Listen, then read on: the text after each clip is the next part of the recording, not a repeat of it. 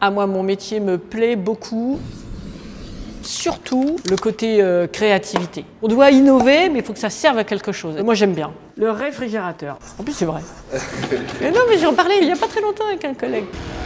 Et lui, il me disait, oh non, mais moi, il faut que je connaisse tout ça. Parce que moi, partir en tous les sens avec la créativité, j'ai toujours un peu les jetons. Moi, j'adore. Je sais pas où ça va me mener, mais j'adore.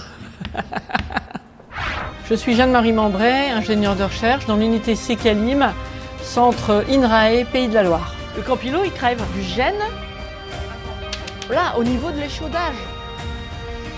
Pour essayer ensuite de prédire ce qui va se passer dans un aliment une fois que le consommateur aura l'aliment dans son assiette.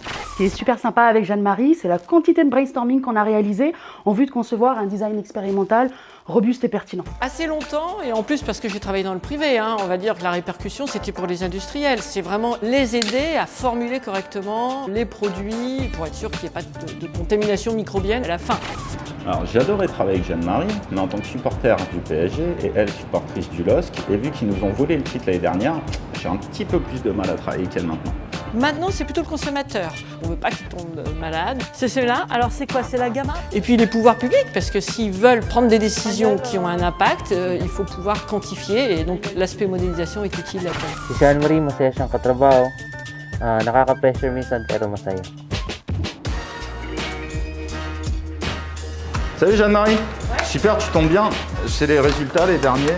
Toute cette chaîne doit être analysée parce que les bactéries ont en fait la particularité d'être capables de se multiplier dans toute la chaîne. Donc on bâtit des scénarios. Alors si on change quelque chose, si par exemple la matière première arrive moins contaminée, quel est l'impact à la fin? Si le consommateur a bien son frigo à 4 degrés, etc. Après c'est des probabilités et des calculs mathématiques. Hello. Salut. Donc derrière nous on a toujours une réponse. Et par contre, la difficulté, en fait, c'est qu'on a forcément de l'incertitude.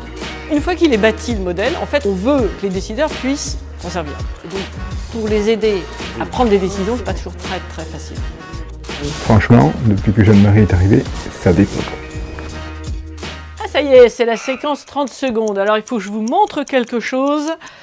C'est le badminton, la coupe. J'ai gagné en 97 la première coupe de badminton. Mais en dehors de ça, je joue au badminton. Mais ça fait 30 ans que je joue au badminton, j'adore ça.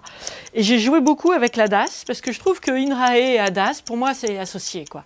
On voit les collègues dans un autre contexte, je trouve ça sympa.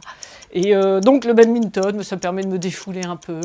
Je joue encore, alors bien sûr, peut-être un peu moins bien qu'avant, mais j'ai encore énormément de plaisir à jouer au badminton, c'est mon truc, voilà.